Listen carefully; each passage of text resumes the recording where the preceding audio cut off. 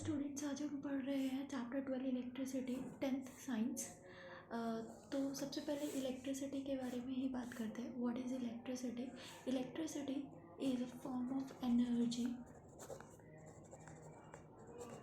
which is very convenient to use in offices, homes, industries, etc. It has many uses. It is constitute of charges. तो अब इसके साथ हम बात करते हैं कि चार्ज क्या होता है। What is a charge? Charge क्या होता है? इलेक्ट्रॉन्स से बना हुआ होता है। फ्लो ऑफ इलेक्ट्रॉन्स constitute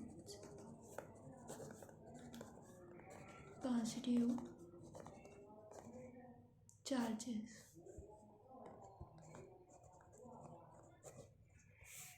तो चार्ज को हम Q से डिनोट करते हैं क्योंकि ये फ्लो ऑफ इलेक्ट्रॉन्स की वजह से होता है, तो इसका formula Q is equals to NE होता है। E इलेक्ट्रॉन का सिंबल है, E is electronic charge, N integer है और N रिप्रेजेंट करता है नंबर ऑफ चार्जेस को। सो this is number of electrons into electronic charge या चार्ज ऑफ वन इलेक्ट्रॉन। तो N जो है वो इंटीजर्स है जिसका मतलब है नंबर ऑफ इलेक्ट्रॉन्स, और E जो है वो इलेक्ट्रॉनिक चार्ज के इक्वल है। ये हमारा फॉर्मूला है Q is equals to NE। Unit, ऐसा यूनिट होती है चार्ज की कूलम्ब, जिसे कैपिटल C से रिप्रेजेंट किया जाता है। ओके, इसके अलावा one electronic charge is equals to 1.6 into 10⁻⁻19 coulomb के इक्वल होता है। इसका मतलब है कि एक इलेक्ट्रॉन जो है उसका इतना चार्ज होता है। नेक्स्ट हम बात करते हैं इलेक्ट्रिक सर्किट की। इलेक्ट्रिक सर्किट क्या होता है? A closed end continuous path of electric current is called electric circuit. Electric circuit close and continuous path है इलेक्ट्रिक करंट का। कोई ऐसा पाथ जहाँ से इलेक्ट्रिसिटी जो है या फिर इलेक्ट्रिक करंट जो है कंटिन्यूअसली फ्लो हो रहा है और वो कहीं से भी ब्रेक नहीं होना चाहिए, क्लोज होना चाहिए और कंटिन्यूअस होना चाहिए। That is known as electric circuit. Next is electric current.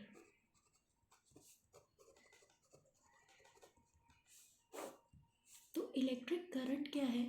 Electric current है कि कितना चार्ज किसी एरिया से फ्लो हो रहा है पर यूनिट टाइम में। द फ्लो ऑफ चार्ज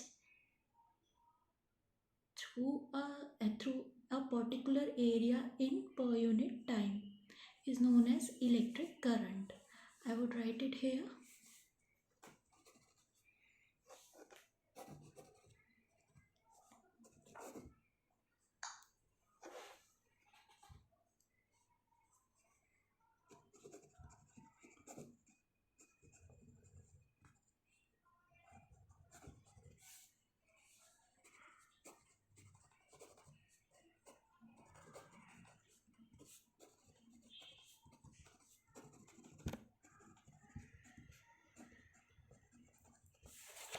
जैसे कि डेफिनेशन है flow of charge in one unit time.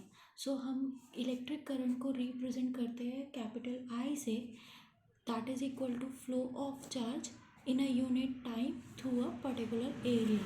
I is equals to Q by T से रिप्रेजेंट करते हैं। Q चार्ज है and T is time here. तो I जो है इसकी SI यूनिट होती है एम्पियर। इसे कैपिटल A से रिप्रेजेंट किया जाता है, 1 एम्पियर, 2 एम्पियर।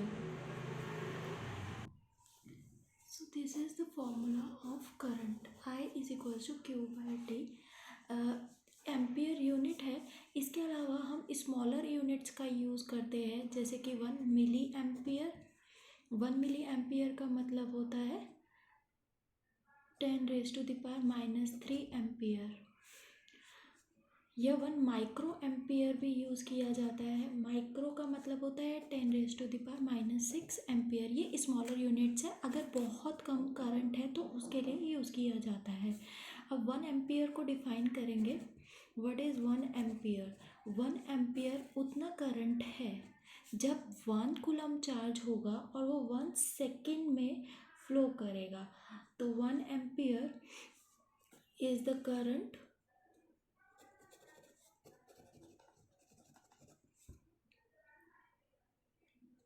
constituted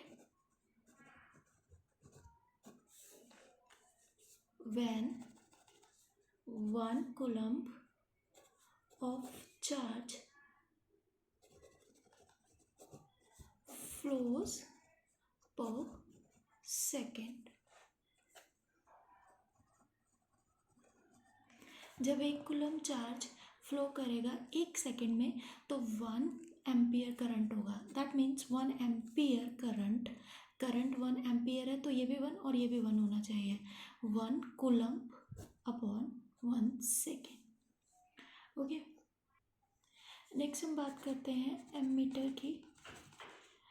एमीटर एक डिवाइस या इंस्ट्रूमेंट होता है जिससे हम करंट मेजर कर सकते हैं। An instrument used to measure current in a circuit।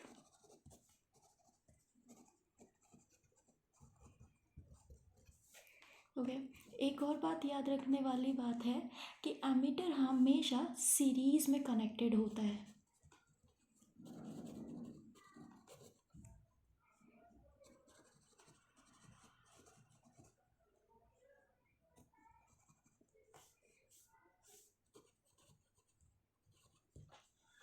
Okay,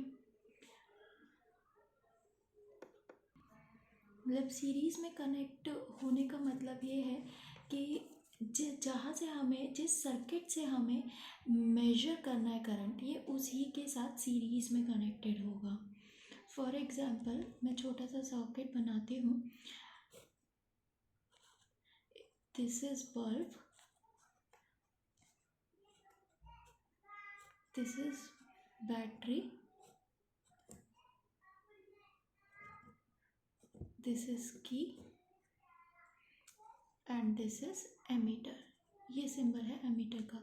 ये पॉजिटिव टर्मिनल है या नेगेटिव टर्मिनल है? पॉजिटिव टर्मिनल जो है वो इसी के बैटरी के पॉजिटिव टर्मिनल के साथ ही कनेक्टेड होगा एंड नेगेटिव के साथ। इस तरह से करंट इस तरह से फ्लो कर रहा है। करंट हमेशा पॉजिटिव टर्मिनल से नेगेटिव टर्मिनल की तरफ मूव करता है और ये की है जो प्लग्ड इन है। तो इस तरह से एमीटर कनेक्टेड होगा सीरीज में।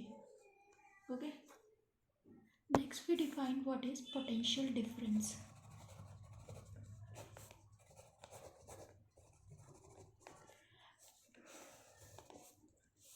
पोटेंशियल डिफरेंस से पहले पोटेंशियल क्या होता है? Electric potential. हर एक बैटरी के अंदर पोटेंशियल होता है। शॉर्ट में बोले तो ताकत होती है। इजी लैंग्वेज में मैं आपको बताऊं, वो ताकत जो क्या करती है, ऐसी पावर जो कनेक्ट पूरे सर्किट के अंदर, बैटरी के अंदर वो पावर होती है जो करंट को फ्लो कराती है, उससे बैटरी का पोटेंशियल बोला जाता है। तो जितनी पावर की बैटरी होगी उसका उतना ज़्यादा पोटेंशियल होगा, उतना ज़्यादा करंट फ्लो कर पाएगा। तो पोटेंशियल डिफरेंस भी इसी तरह से डिफाइन किया जाता है। 2 पॉइंट्स के बीच में हम हमेशा पोटेंशियल डिफरेंस बता सकते हैं। एक पॉइंट पे पोटेंशियल डिफाइन कर सकते हैं। 2 पॉइंट्स के बीच में जब हम डिफाइन करते हैं तो वो 2 पॉइंट्स के बीच का पोटेंशियल डिफरेंस होता है। तो potential difference between 2 points is the कि हमने या इस पॉइंट से इस पॉइंट तक लेकर जाने में कितना वर्क डन किया है, वो पोटेंशियल डिफरेंस है। चार्ज को हम इस पॉइंट से इस पॉइंट तक लेकर गए। अब बैटरी का काम यही होता है कि चार्ज को आगे बढ़ाते रहना ताकि करंट जो है वो कंस्टिट्यूट हो सके, करंट फ्लो करे। तो potential difference between 2 point is the work done on charge on an unit charge to carry it from one point to another।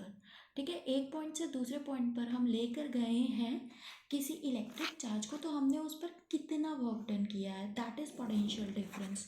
सो हम पोटेंशियल डिफरेंस को डिफाइन करेंगे, electric potential difference between two points, मैं short में लिख रही हूँ, potential difference between two points in an electric circuit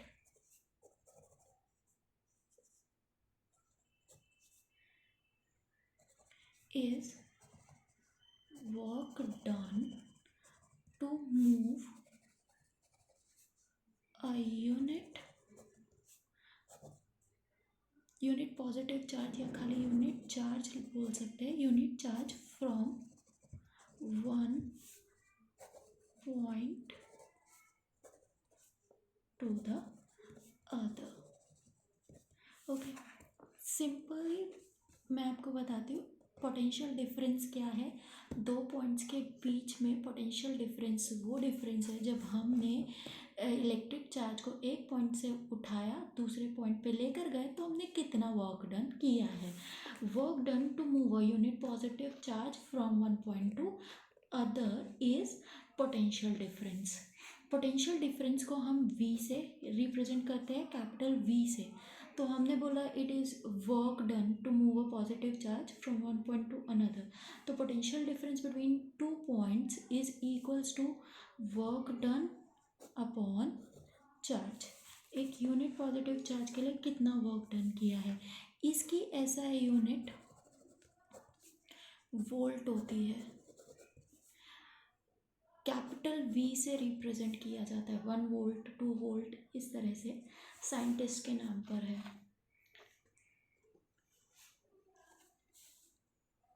हम next हम डिफाइन करेंगे 1 वोल्ट को।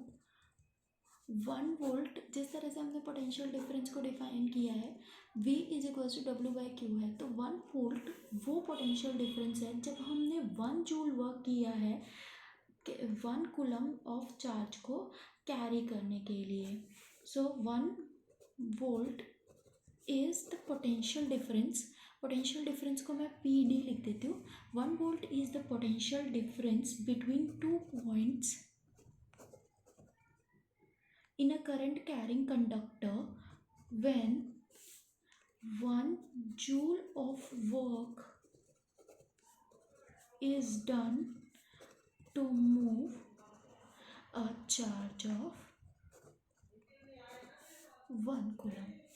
जब हमने 1 जूल वर्क किया है एक 1 कूलम चार्ज को मूव करने के लिए, यानी कि 1V is equals to 1J upon 1C। Okay, यहाँ पे 1 वोल्ट तभी आएगा जब हम 1 जूल वर्क करेंगे 1 कूलम में। सो 1 volt is defined like this.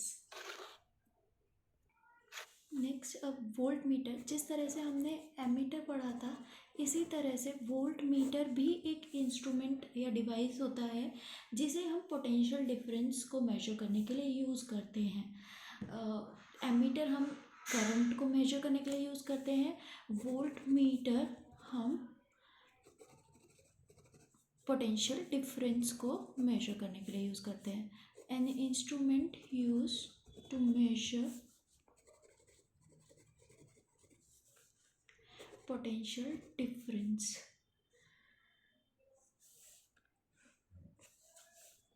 Okay, potential difference को मैंने PD लिख दिया। नोट करने वाली बात यह है कि यह हमेशा पैरेलल में कनेक्ट होता है, जहाँ जिस पॉइंट्स के बीच का हमें पोटेंशियल डिफरेंस मेजर करना है यह हमेशा उससे पैरेलल में कनेक्टेड होता है। Okay, it is always connected in parallel.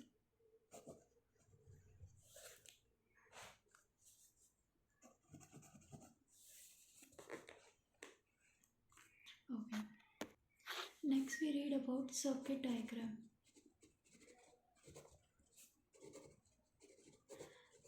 जैसे मैंने पहले एक सर्किट डायग्राम बनाया है, circuit close and continuous path होता है इलेक्ट्रिक करंट का, वो हम कुछ सिंबल्स से रिप्रेजेंट कर सकते हैं। तो उसमें कुछ सिंबल्स याद रखने वाली बात है।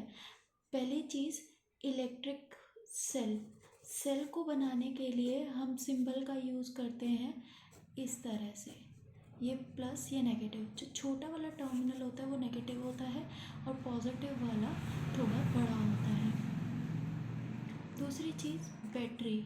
बैटरी को हम कहते हैं, डिफाइन ही ऐसे किया जाता है, battery is the combination of cells, two और more cells join together is known as battery. तो बैटरी को रिप्रेजेंट करने के लिए हम इसमें बहुत सारे सेल्स को कनेक्ट कर देते हैं।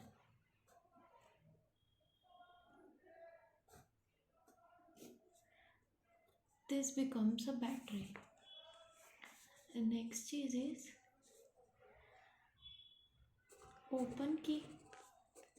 ओपन की को रिप्रेजेंट करने के लिए हम इसे इस तरह से छोड़ देंगे। फोर्थ क्लोज्ड की, अगर हमें क्लोज्ड की को रिप्रेजेंट करना है तो इसमें हमें एक डॉट बना देना चाहिए। ये क्लोज हो गया। वायर जॉइंट, अगर कहीं पे वायर जॉइंट है तो हम उसे इस तरह से, ये वायर इसके साथ जॉइंट है, इस तरह से हम रिप्रेजेंट कर सकते हैं। ऐसे ही सीधा भी रिप्रेजेंट कर सकते हैं। Wire crossing without joint,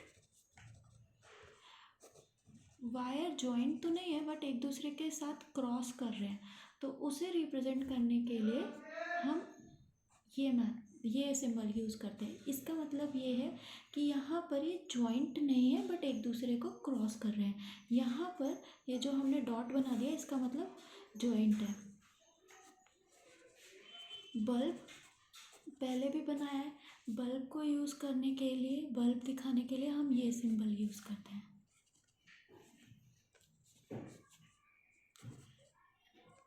resistor अगर हमें दिखाना है जिसका कुछ रेजिस्टेंस है तो उसके लिए हम ये सिंबल यूज़ करते हैं।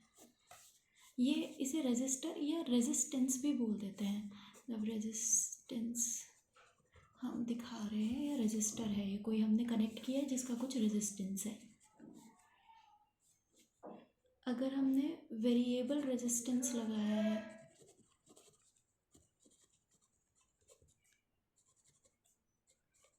वेरिएबल रेजिस्टेंस है तो रेजिस्टेंस का ही सिंबल बनाकर उसमें हम एक एरो डाल देते हैं। इसे हम वेरिएबल रेजिस्टेंस कहते हैं। या फिर इसे एक और तरीके से बना सकते हैं, ये बनाकर हम इसमें इस तरह से एरो डाल देंगे, या तो इस तरह से एरो या इस तरह से। इसे वेरिएबल रेजिस्टेंस को रियोस्टेट भी बोला जाता है।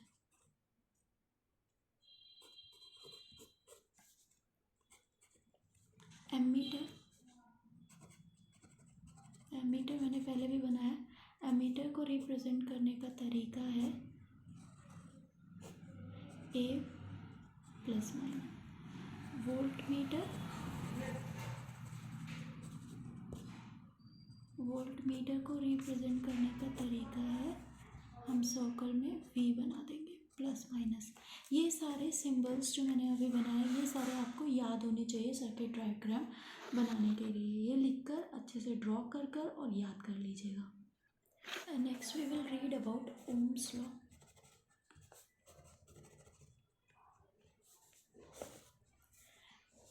वेरी इम्पॉर्टेंट, बहुत बार क्वेश्चन आ चुका है ओम्स लॉ स्टेट करने के लिए। तो ओम्स लॉ जो साइंटिस्ट है जॉर्ज सिमन ओम, उन्होंने फाइंड आउट किया था relationship between I and V. I मतलब इलेक्ट्रिक करंट, वी मतलब पोटेंशियल डिफरेंस। तो उन्होंने जब सर्किट्स को स्टडी किया डिफरेंट करंट पास करके, तो उन्होंने ऑब्जर्व किया कि जैसे जैसे हम करंट इंक्रीज़ करते हैं पोटेंशियल डिफरेंस भी साथ में इंक्रीज़ हो जाता है। This is known as Ohm's law. जब हमने टेम्परेचर सेम रखा है, एक ही टेम्परेचर पे सर्किट को रखा है, कंडक्टर को रखा है, तो उस कंडक्टर के थ्रू जितना ज़्यादा हम करंट करेंगे उतना ज़्यादा पोटेंशियल डिफरेंस भी इंक्रीज़ हो जाएगा। This is known as Ohm's law. So Ohm's law states that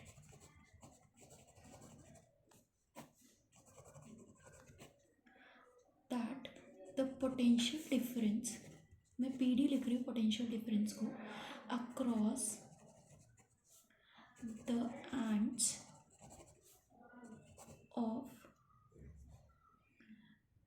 of any conductor or metallic wire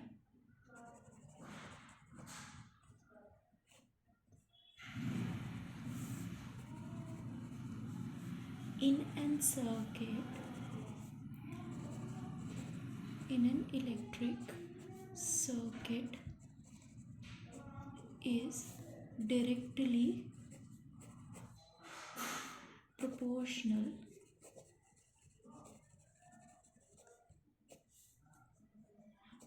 to the current flowing through it, provided its temperature remains the same.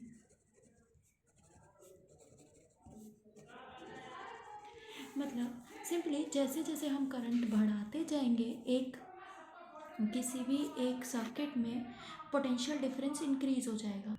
मतलब simply हम ये भी लिख सकते हैं या बोल सकते हैं कि potential difference is directly proportional to electric current. अगर आप पेपर में इतना भी लिख कर आते हो in a circuit potential difference is directly proportional to electric current, that would be also ठीक करेक्ट हो जाएगा, मार्क्स मिल जाएंगे उसके।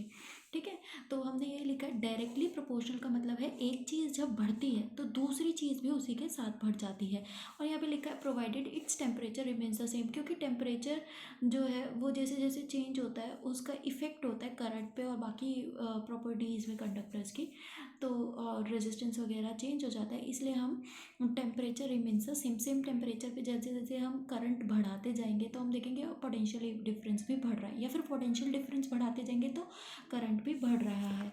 तो यानी कि अगर हम ग्राफ बनाएं, ये भी पूछा जाता है कि ग्राफ कैसे बनता है, कि ये ओम्स लॉ का, ये करंट है, हमने यहाँ पे करंट लिया, आई करंट लिया हमने यहाँ पर एम्पियर में, और यहाँ पे हम वोल्टेज यानी कि पोटेंशियल डिफरेंस ले लेते हैं। तो आई वी के बीच में, क्योंकि ये दोनों डायरेक्टली प्रोपोर्शनल है, ऐसा स्ट्रेट लाइन ग्राफ बनेगा। ओके, तो अकॉर्डिंग टू ओम्स लॉ, हम ओम्स लॉ को कैसे लिख सकते हैं?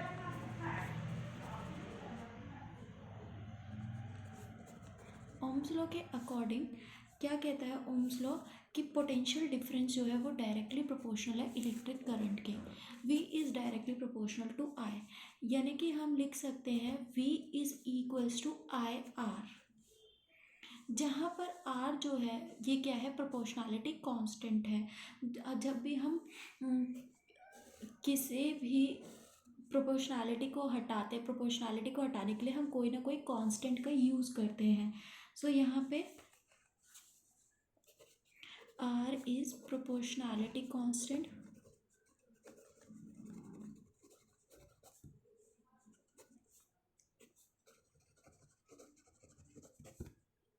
called resistance, इसका नाम है रेजिस्टेंस यहाँ पर R का। ये बहुत ही इंपॉर्टेंट रिलेशनशिप है जो हमें मिल गई, V is equals to I R, V is equals to I current into resistance. तो अब हम रेजिस्टेंस हमने यहाँ पे इंट्रोड्यूस किया है, तो हम रेजिस्टेंस के बारे में लिखेंगे। तो आर रेजिस्टेंस क्या होता है? रेजिस्टेंस किसी भी मेटेलिक वायर का गिवन टेम्परेचर पे एक कांस्टेंट होता है जो रेजिस्ट करता है, प्रॉपर्टी होती है किसी कंडक्टर की जिसकी वैल्यू कांस्टेंट होती है, जो रेजिस्ट करता है flow of charges through it, current को फ्लो करने से रोकता है। Okay, so we will write it is the property of a conductor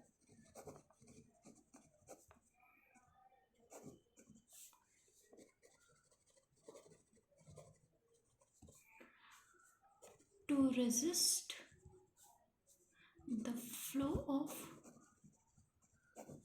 charges through it.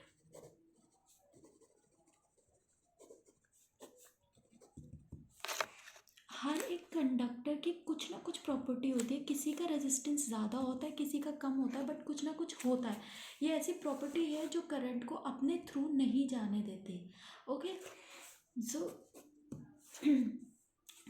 Resistance की को रिप्रेजेंट किया जाता है ओम से। इसकी एसआई यूनिट है ओम। अगेन साइंटिस्ट के नाम पे जॉर्ज सिमन ओम के नाम पर है। ये रिप्रेजेंट किया जाता है इस सिंबल से। ये ग्रीक लेटर है ओम को रिप्रेजेंट करने का तरीका। तो यहाँ से जो हमने ओम्स लॉ पढ़े, यहाँ से हम अगर आर की वैल्यू निकालें तो आर किसके इक्वल होगा? R is equals to V upon I होगा। आर को हम लिख सकते हैं वी बाय आई। रेजिस्टेंस का सिंबल ये आ गया। Ratio of voltage to current, तो हम 1 ओम डिफाइन कर सकते हैं। 1 ओम क्या होता है? 1 ओम उतना रेजिस्टेंस है जब 1 वोल्ट पोटेंशियल डिफरेंस होगा किसी कंडक्टर के थ्रू, और 1 एम्पियर जो है करंट फ्लो करेगा। It is the resistance when if potential difference, मैं पीडी से रिप्रेजेंट कर रही हूँ, across two ends of conductor is 1 volt and the current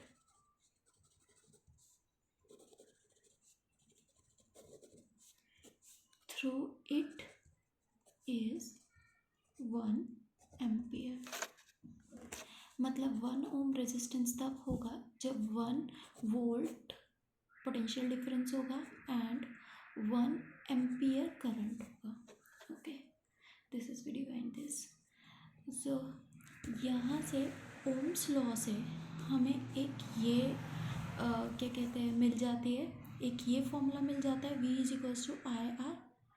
एक फॉर्मूला जो हमने नीचे लिखा R is equals to V I, और एक फॉर्मूला अगर हम इसे I के टर्म्स में लिखेंगे, वापस से ओम्स लॉ को I के टर्म्स में लिखेंगे तो V बाय R हो जाएगी। मतलब हमारे पास यहाँ से 3 फॉर्मूले आ गए। एक तो ओम्स लॉ वाला फॉर्मूला, दूसरा अगर हम R के टर्म्स में लिखेंगे तो R is equals to V by I, और एक और तरीके से लिख सकते हैं, अगर I के टर्म्स में लिखेंगे I is equals to V by R। ये 3 फॉर्मूले हमें मिल गए हैं। ठीक है, तो मतलब अगर हमें एक याद है तो बाकी 2 तो लिख ही सकते हैं। तो हमारे पास इन तीनों में से जब भी 2 चीज़ें अननोन है तो हम बाकी एक को फाइंड आउट कर सकते हैं। Okay, next we move to next topic. नेक्स्ट एक और चीज़ है वेरिएबल रेजिस्टेंस। वेरिएबल रेजिस्टेंस क्या होता है? जैसा नाम ही है कि रेजिस्टेंस को वेरी करना। तो हम एक ऐसा कंपोनेंट यूज़ कर सकते हैं जिससे हम करंट रेगुलेट कर सके वोल्टेज सोर्स को बिना छेड़े। मतलब हम रेजिस्टेंस को चेंज करेंगे तो रेजिस्टेंस जो है वो डिपेंड तो करता है करंट पे। तो जब हम रेजिस्टेंस को चेंज करेंगे, वेरी करेंगे रेजिस्टेंस को, तो करंट अपने आप वेरी करेगा, बट हमें वोल्टेज सेम रखना है। तो उसे बोलते हैं variable resistance. A component used to regulate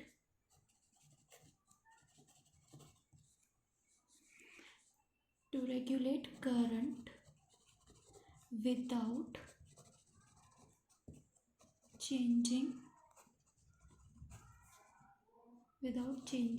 the voltage source is called variable resistance। Variable resistance के बाद एक चीज़ आ जाती है रियोसेट।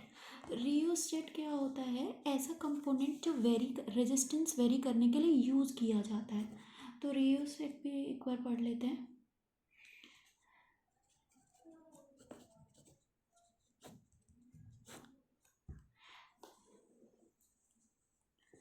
A device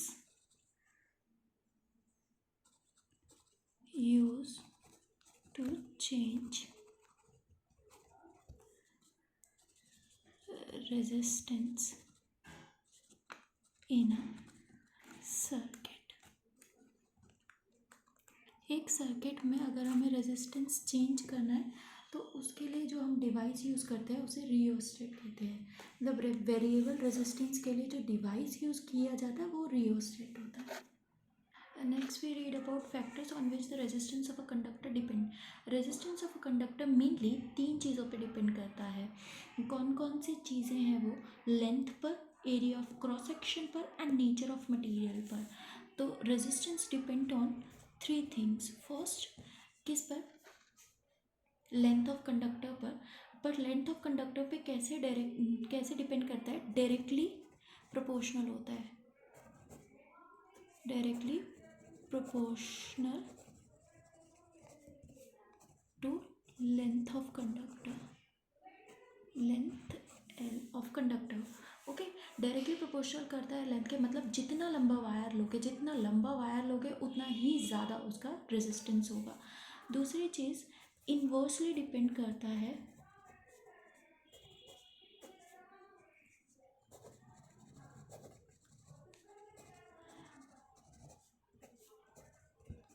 area of cross section पर.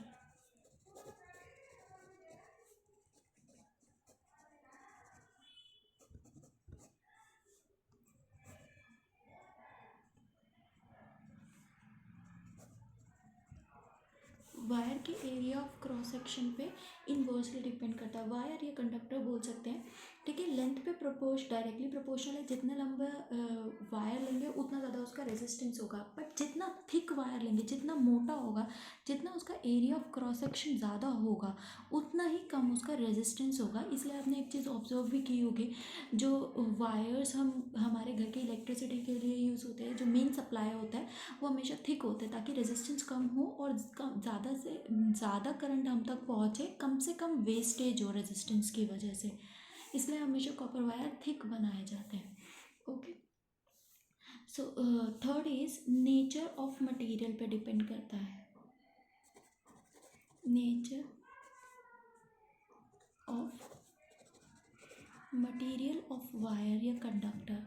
नेचर ऑफ मटेरियल कैसा है? गोल्ड है, एल्युमिनियम है, कॉपर है. सबका जो है रेजिस्टेंस वो अलग अलग होता है. किसी मटेरियल का रेजिस्टेंस ज़्यादा होता है, किसी का कम होता है.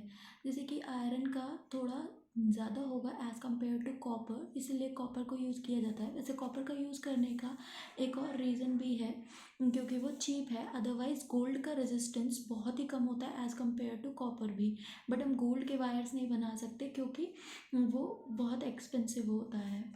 ठीक है, तो नेचर ऑफ मटेरियल पर भी डिपेंड करता है कि किस टाइप का मटेरियल है, किस चीज़ का वायर है, उस पर भी रेजिस्टेंस डिपेंड करता है. तो 3 चीज़ों पे डिपेंड करता है. तो अकॉर्डिंग टू दैट हम ऐसे लिख सकते हैं, दैट इज़ आर जो है रेजिस्टेंस वो डायरेक्टली प्रोपोर्शनल होता है एल के.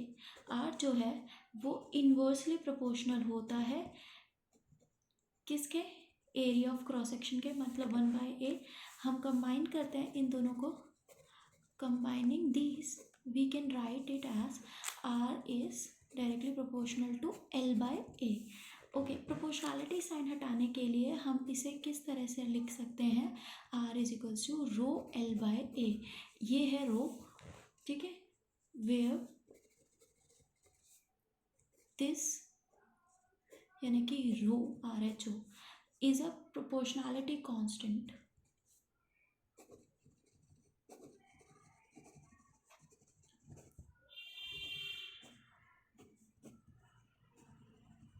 प्रोपोर्शनैलिटी कांस्टेंट कॉल्ड रेजिस्टिविटी या इलेक्ट्रिकल रेजिस्टिविटी. रेजिस्टिविटी कहा जाता है. प्रोपोर्शनैलिटी कांस्टेंट है रेजिस्टिविटी. अब रेजिस्टिविटी को डिफाइन करेंगे.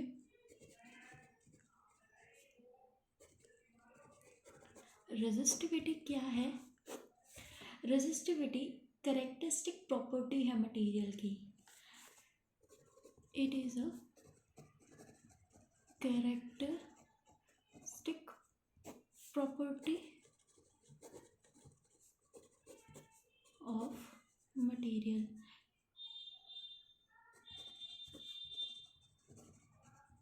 किस तरह का मटेरियल है उसके हिसाब से रेजिस्टिविटी अलग अलग होती है। ठीक है, जितनी ज़्यादा रेजिस्टिविटी होगी उतना ही रेजिस्टेंस होगा। ये एक कांस्टेंट है किसी भी टाइप के मेटल के लिए। तो मेटल्स और अलॉयज़ की रेजिस्टिविटी बहुत कम होती है, इसी वजह से वो गुड कंडक्टर्स ऑफ इलेक्ट्रिसिटी होते हैं। जिनकी रेजिस्टिविटी जितनी कम होगी वो उतने अच्छे कंडक्टर्स होंगे इलेक्ट्रिसिटी की। इंसुलेटर्स जैसे कि रबर, ग्लास, पेपर, इन सब की रेजिस्टिविटी बहुत हाई होती है। रेजिस्टिविटी बहुत हाई होने का मतलब है कि वो अलाउ नहीं करेंगे करंट को अपने थ्रू पास होने के लिए, इसीलिए उन्हें इंसुलेटर्स कहा जाता है। ओके, अच्छा, अभी हमने अलॉय की बात की कि अलॉय की रेजिस्टिविटी ज़्यादा होती है, तो मैं एक बारी शॉर्ट में आपको बता देती हूँ अलॉय क्या होता है। अलॉय होता है मिक्सचर ऑफ मेटल्स, वन और मोर मेटल्स के मिक्सचर को हम अलॉय कहते हैं। जैसे कि ब्रास जो है वो एक अलॉय है, स्टील भी अलॉय है। इस तरह के सब्सटेंसेस अलॉय जो है वो यूज़ किए जाते हैं।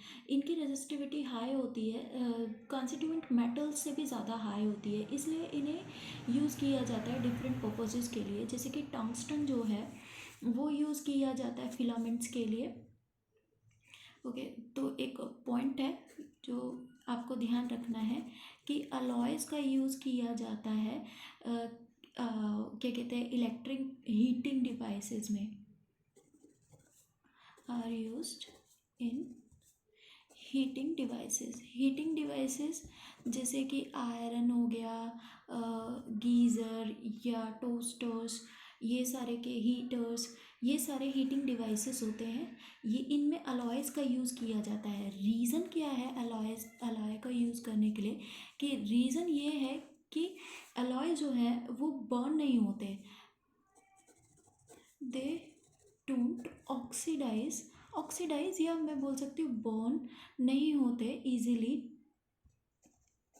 एट वेरी हाई टेम्परेचर्स पे भी। दे डू नॉट ऑक्सीडाइज और I can say burn at high temperature.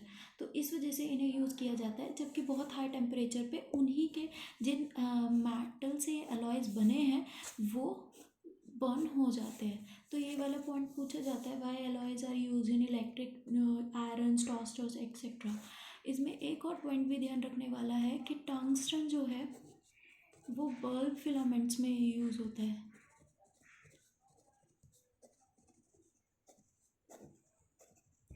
Bulb filaments में तो यूज़ होता है, बट रीज़न क्या है इसका, यही रीज़न है because it has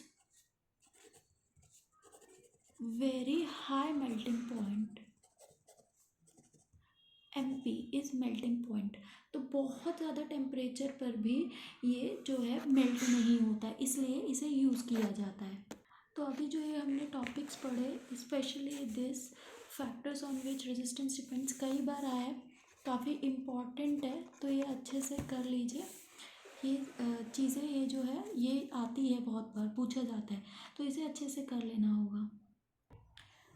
next we talk about resistance of system of resistors.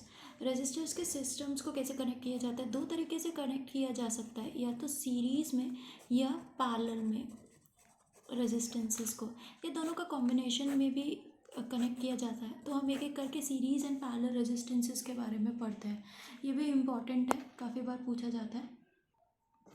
So we'll read about resistors in series. To save the time, I have already drawn the circuit diagram of resistors in series. इस तरह से तीन resistors को हमने क्या कहते हैं combine कर दिया है। अब इन रेजिस्टेंस में, क्योंकि यहाँ से अगर हम बैटरी से नोट करें तो डिस्टेंसेस वेरी कर रहे हैं, इसका मतलब वोल्टेज जो है वो तीनों में वेरी करेगी, मतलब पोटेंशियल डिफरेंस जो है वो तीनों रेजिस्टेंसेस के अक्रॉस डिफरेंट होगा। तो हम ये लिखेंगे in series combination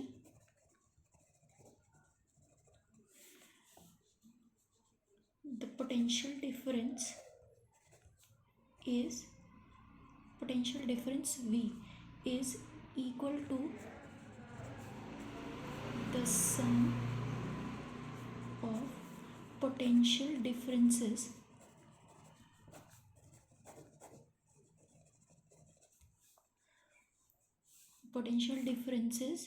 across each resistors her resistors के अक्रॉस जितना पोटेंशियल डिफरेंस है उतना पोटेंशियल डिफरेंस होगा। तो R1 के अक्रॉस V1 मान लेते हैं, R2 के अक्रॉस एंड R3 के अक्रॉस V2 V3, ठीक है। So potential differences across R1, R2 and R3 is V1, V2 and V3 respectively. Therefore, total potential difference V is, V किसके इक्वल होगा, V1 plus V2 plus V3, ठीक है। Series combination में V vary करता है, तो टोटल V जो है वो V is equals to V1 plus V2 plus V3 हो के इक्वल होगा। अब अकॉर्डिंग टू ओम्स लॉ के according V is equals to IR होता है। सो V यहाँ पर IR पुट कर देंगे हर जगह पर, I रिमेन्स द सेम हर जगह पर पोटेंशियल सीरीज में। सो V की जगह पे हम IR पुट करेंगे, V1 जो है वो IR1 होके इक्वल होगा, V2 जो होगा वो IR2 के इक्वल एंड V3 IR3 के इक्वल होगा। तो ये हमने पुट कर दिया ओम्स लॉ के अकॉर्डिंग। और लिखेंगे since I remains the same in series combination, series combination में I जो है वो सेम ही रहेगा। और लॉजिक भी है, देखो यहाँ से जितना करंट जा रहा है हर रेजिस्टेंस के अक्रॉस उतना ही करंट वापस आ रहा है। तो I जो करंट यहाँ से पास हो रहा है वही करंट हर रेजिस्टेंस के अक्रॉस जा रहा है। तो I रिमेन्स द सेम। इसे फर्दर सॉल्व कर लेते हैं। IR is equals to, I common ले लेंगे, R1 plus R2 plus R3 हमारे पास बच जाएगा। I gets cancelled, R series में हमारे पास आ गया R1 plus R2 plus R3 के इक्वल होता है। ये हमारे पास फॉर्मूला बन गया रेजिस्टेंस इन सीरीज का। ये ध्यान में रखना है, इससे बहुत कम क्वेश्चन सॉल्व होते हैं। ये डेरिवेशन भी आ जाती है कभी कभी, रेयरली, बट क्वेश्चंस काफ़ी सारे आते हैं इससे, तो ये ध्यान रखना है। ओके, अब हम पढ़ते हैं रेजिस्टेंस इन पैरेलल कॉम्बिनेशन। जैसे सीरीज कॉम्बिनेशन में I सेम रहता है वैसे ही पैरेलल कॉम्बिनेशन में वोल्टेज सेम रहती है, क्योंकि I जो है वो यहाँ से जा रहा है बट 3 पार्ट्स में फिर डिवाइड हो रहा है। I1, I2 एंड I3 के अंदर फर्दर डिवाइडेड हो रहा है ब्रांचेस में, इस ब्रांच से जाएगा और वापस I उतना ही आएगा। बट V जो है वो 2 अक्रॉस एंड सेम एंड्स के थ्रू हमेशा सेम ही रहेगा। तो इसमें V जो है वो सेम रहेगा बट I वेरी करेगा। सीरीज़ में I जो है वो तीनों रेजिस्टेंस के अक्रॉस सेम रहता है बट V वेरी करता है। तो हम इसमें ये लिखेंगे, in parallel combination the total current I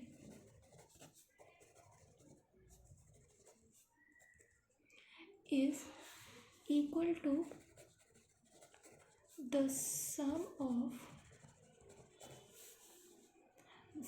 of separate currents through each resistor।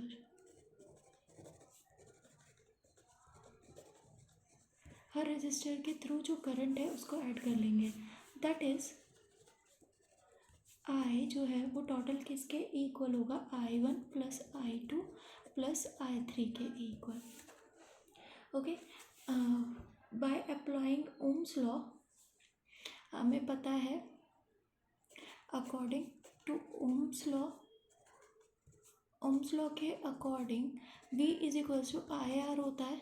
That is I किसके इक्वल होगा, V बाय R के इक्वल। ये हम पुट कर देंगे यहाँ पर। सो हमें मिल जाएगा, I की जगह पे हम V बाय R लिखेंगे, I1 की जगह पे क्योंकि V सेम है तो V अपॉन R1, यहाँ पर V अपॉन R2, यहाँ पर V upon R3। Since V remains same in parallel combination में V जो है वो सेम रहता है। तो नाउ अभी हम यहाँ पे V बाई आर हो गया, V कॉमन ले लेते हैं यहाँ से, 1/r1 + 1/r2 + 1/r3 बच गया। V गेट्स कैंसल्ड, हमारे पास हमारा फाइनल फॉर्मूला आ गया 1/rp। पैरेलल में 1/r1 + 1/r2 + 1/r3 के इक्वल होता है। पैरेलल रेजिस्टेंसेस को ऐड करने का ये तरीका है, ये फॉर्मूला है। तो सीरीज़ और पैरेलल दोनों के फॉर्मूले जो है वो याद रखने हैं। हमारे घरों में जो सर्किट्स यूज़ होते हैं वो भी पैरेलल सर्किट्स यूज़ होते हैं। तो इसी के साथ है हमें एक टॉपिक करना चाहिए, डिसएडवांटेजेस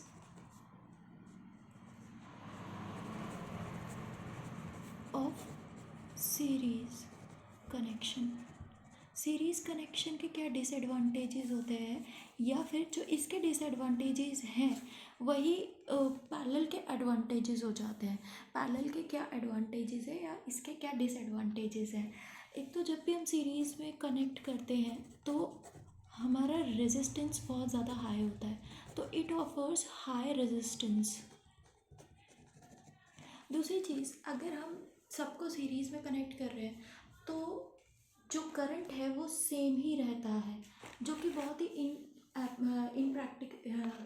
इनप्रैक्टिकेबल है एंड इनअप्रोप्रिएट है, क्योंकि किसी भी जो डिफरेंट गैजेट्स हैं उन्हें डिफरेंट करंट रेंज में रखा जाना चाहिए। तो अगर एक ही करंट मिलेगा तो कुछ प्रॉपरली वर्क करेंगे, कुछ नहीं करेंगे। So we will write it as same current is provided to each appliances।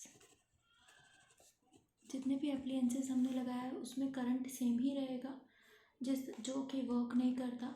अगर क्योंकि हमने सीरीज़ में लगाया हुआ है, अगर एक डिवाइस काम करना बंद कर दे तो बाकी डिवाइसेस भी काम करना बंद कर देंगे, सर्किट ब्रेक हो जाएगा।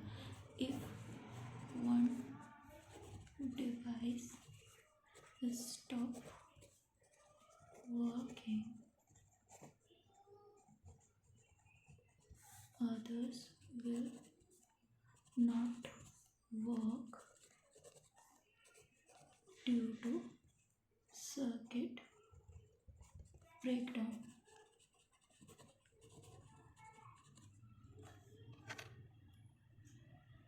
अनदर डिसएडवांटेज ये है कि एक ही पोटेंशियल डिफरेंस सबको नहीं मिलता। तो जो नॉर्मली रेंज होती है अप्लायंसेस की वर्क करने की 250 to 280 वोल्ट की होती है, बट सीरीज़ में हर एक डिवाइस को अलग पोटेंशियल डिफरेंस मिलता है। तो इट ऑफर्स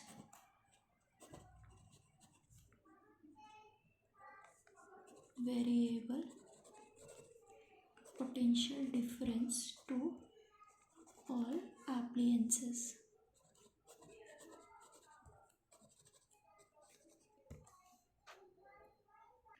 सो ये मेन डिसएडवांटेजेस है सीरीज कनेक्शन के। नेक्स्ट टॉपिक पढ़ते हैं heating effect of electric current के बारे में। ये बहुत इजीली ऑब्जर्वेबल है। आपने बल्ब जलता हुआ देखा है, बल्ब या CFL या फ़ैन ले लो, अगर बहुत देर तक जल रहा है कुछ टाइम बाद आप उसे टच करके देखेंगे तो इट गेट्स हॉट। तो इससे हमें पता चलता है जो इलेक्ट्रिसिटी हमने प्रोवाइड कराई है वो कुछ तो मैकेनिकल वर्क कर रही है। जैसे कि जो हमने फ़ैन को इलेक्ट्रिसिटी प्रोवाइड कराई है वो ब्लेड्स को मूव करने में काम कर रही है, मोटर, बट कुछ ना कुछ इलेक्ट्रिसिटी जो है वो डिसिपेट हो रही है एज हीट के थ्रू वेस्ट हो रही है। इसे ही बोलते हैं heating effect of electric current. मतलब जब भी हम किसी भी डिवाइस को इलेक्ट्रिक करंट प्रोवाइड कराते हैं तो वो 100% अपना काम करने में यूज़ नहीं होगा, कुछ ना कुछ परसेंटेज पक्का से पक्का कहीं ना कहीं हीट डेसिपेट करेगा ही करेगा। हर एक मोटर जब भी रन करती है तो उसमें कुछ ना कुछ हीट जो है वो जनरेट होती है। इसे ही बोला जाता है heating effect of electric current. अब इस हीटिंग इफेक्ट के ये जो मैंने बताया कि मोटर में और फैन में जो वेस्टेज हो रहा है इलेक्ट्रिक करंट, इस हीटिंग इफेक्ट के कुछ एडवांटेजेस भी हैं। इस हीटिंग इफेक्ट का हम यूज़ करके इलेक्ट्रिक आयरन, इलेक्ट्रिक ओवन, तवा, हीटर्स बनाते हैं। उसमें हम बेसिकली यही करते हैं कि हम बहुत ज़्यादा रेजिस्टेंस ऑफर करते हैं, जिसकी वजह से कि सारा का सारा इलेक्ट्रिक करंट जो है वो ज़्यादा से ज़्यादा हीट ही प्रोवाइड कर सके। तो वो इसकी क्या हो गई, एडवांटेजेस हो गई, एप्लीकेशन हो गई heating effect of electric current की। Okay, so we'll write it.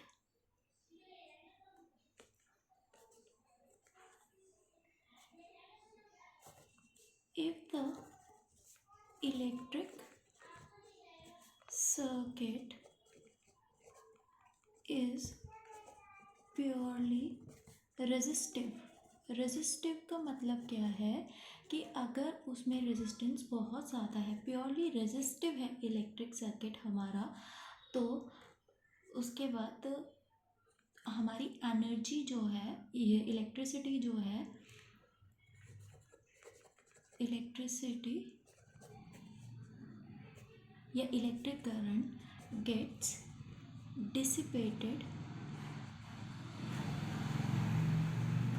dissipated या released entirely in the form of heat.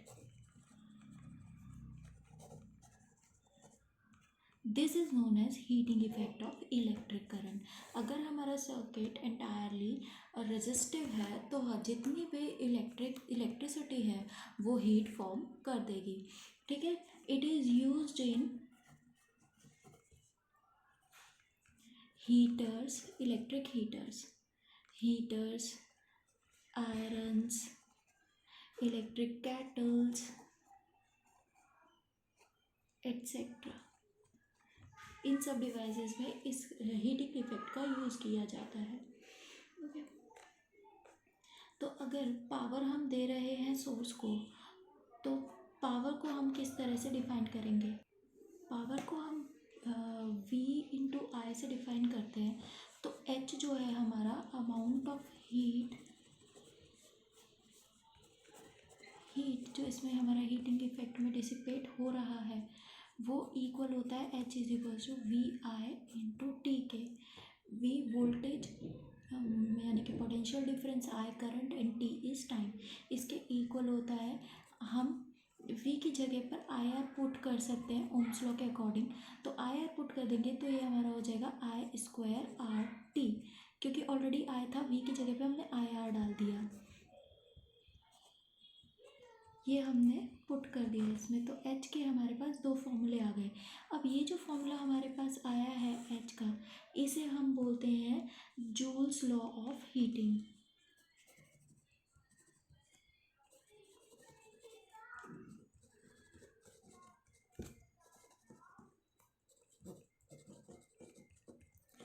तो जूल्स लॉ ऑफ हीटिंग क्या कहता है, जैसा कि फॉर्मूले में है, जूल्स लॉ ऑफ हीटिंग कहता है कि हीट डिसिपेटेड, हीट जो प्रोड्यूस हुई है किसी रेजिस्टर में, the heat produced in a resistor is directly proportional to square of current, यहाँ पर जैसा कि लिखा है square of current.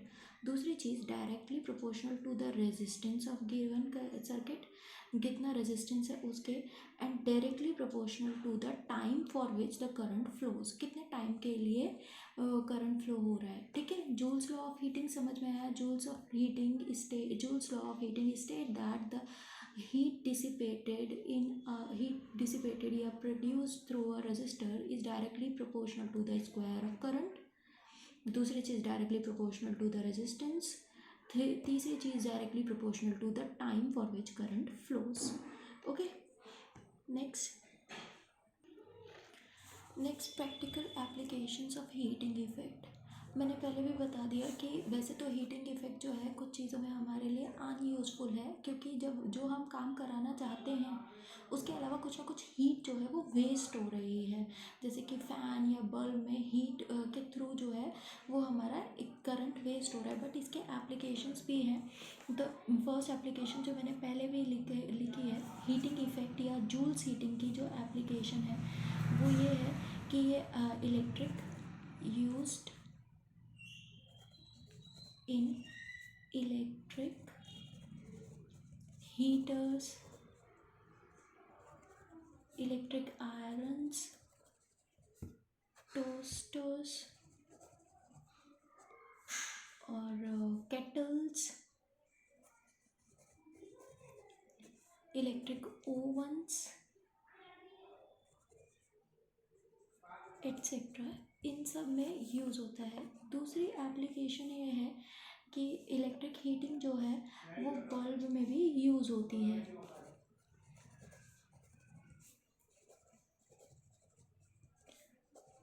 Electric bulb के अंदर भी यूज़ होती है। फिलामेंट डाला जाता है, टंगस्टन का जो होता है बहुत ज़्यादा हीट प्रोवाइड करेंगे। जब टंगस्टन का फिलामेंट जो है वो बहुत ज़्यादा हीटअप हो जाएगा तो वो प्रोड्यूस करता है इमेंस लाइट, जिसकी वजह से वो लाइट जो है वो बहुत हॉट होने के बाद एमिट करेगा लाइट। जो लाइट जो है वही हमें बल्ब के अंदर से लाइट निकलती हुई दिखती है, जो हमें लाइट एनर्जी प्रोवाइड करती है। ओके।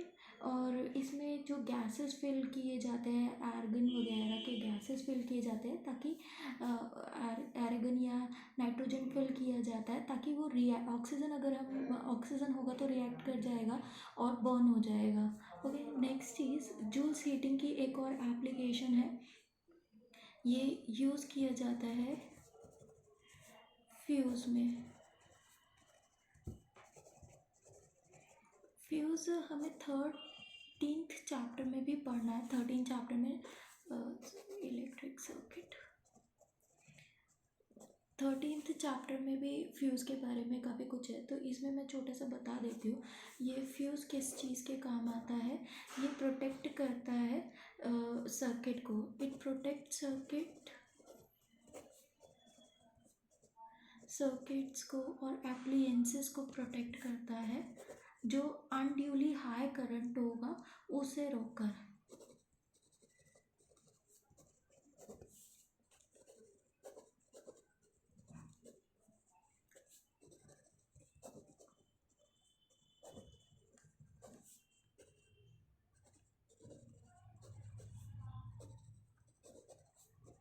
जब भी करंट बहुत ज़्यादा हाई हो जाएगा तो ये क्या करेगा, फ्यूज़ की वायरिंग जो है वो बहुत ज़्यादा रेजिस्टिव सर्किट होता है, बहुत ज़्यादा रेजिस्टिव होता है, हाईली कॉइल्ड कॉपर वायर से बना हुआ होता है।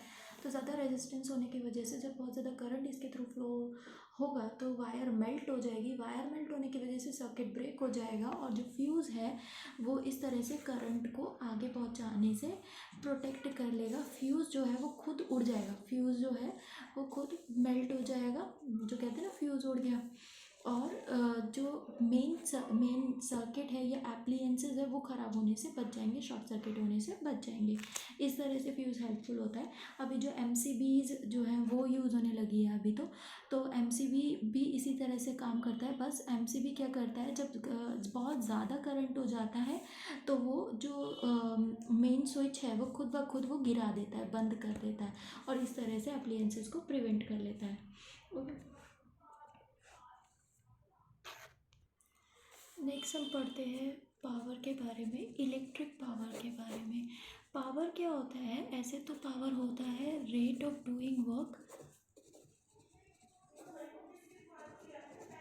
नॉर्मली हम पावर को इस तरह से डिफाइन करते हैं, बट इलेक्ट्रिक पावर को हम इस तरह से भी डिफाइन कर सकते हैं, the rate of consumption of energy के, rate of consumption of energy, कि कितनी एनर्जी कंज्यूम कर रहा है कोई सब्सटेंस, कोई एप्लियंस, तो उसकी उतनी ही पावर होगी।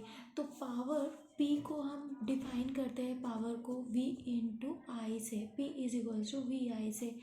यहाँ पे ओम्स लॉ का यूज़ करते हुए V की जगह पे अगर हम IR लिखेंगे तो P I स्क्वायर R के इक्वल हो जाएगा, या हम I की वैल्यू डाल देंगे V बाय R तो P को हम V स्क्वायर बाय R भी लिख सकते हैं।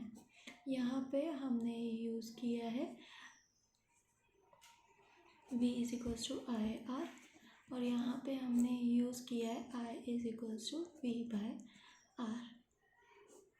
ठीक है, यहाँ पे हम V बाय R डाल देंगे तो I square by V square by R आ जाएगा हमारे पास। ये तीनों फॉर्मूले हैं। मेन ये फॉर्मूला भी अगर आपको याद है और ये फॉर्मूला याद है तो आप पुट करके बाकी दो फॉर्मूले निकाल सकते हैं। ओके। SI यूनिट पावर की होती है वॉट, कैपिटल W से रिप्रेजेंट किया जाता है। तो अगर हम 1 वॉट को डिफाइन करेंगे तो 1 वॉट उतनी पावर है जब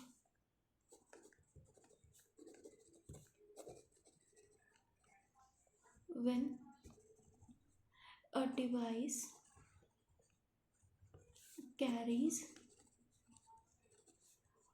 1 ampere of current at a potential difference of 1 volt. This is PD is potential difference. तो 1 वॉट पावर है वो होगी जब एक डिवाइस जो है वो उसका 1 एम्पियर करंट होगा, पोटेंशियल डिफरेंस 1 वोल्ट पे, मतलब 1 watt is equal to 1 ampere into 1 volt. Okay, यानी कि 1 VA भी लिख सकते हैं। ओके, ये वॉट जो है वो बहुत स्मॉल यूनिट है। बिगर यूनिट हम यूज़ करते हैं किलोवाट में। किलोवाट KW भी लिखते हैं, K small W big. Kilowatt मतलब 10⁻³ वॉट, किलो मतलब 1000 वॉट होता है। तो this is equal to 1000 watts के। ओके, तो एक कमर्शियल यूनिट है, ये इम्पॉर्टेंट है। कमर्शियल यूनिट, एनर्जी की कमर्शियल यूनिट है 1 किलोवाट आवर।